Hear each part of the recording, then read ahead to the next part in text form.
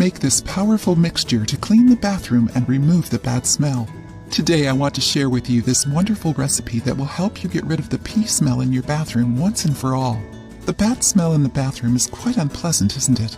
That's when it's good to have a tip like this always at hand. I like these tips because they are easy to make. You probably have all the ingredients in the house. The recipe lasts a long time and can be used over and over again.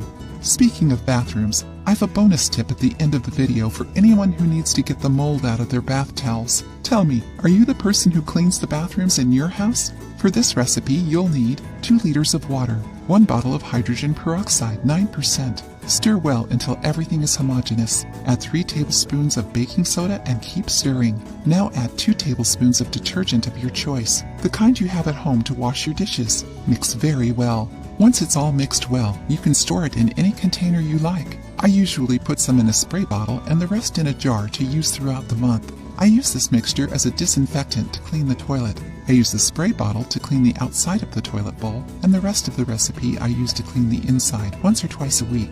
But you can clean as often as you like depending on your routine. Now for the extra tip. To remove mildew in your bath towel, use a solution of baking soda and vinegar. This won't damage the fabric or affect the absorbency of the towel. For this reason, this mixture of baking soda and vinegar is great. All you have to do is dip the towel in a bowl of hot water. In a separate container, put 1 cup of white vinegar and 1 tablespoon of baking soda. Mix this solution a little until it foams slightly.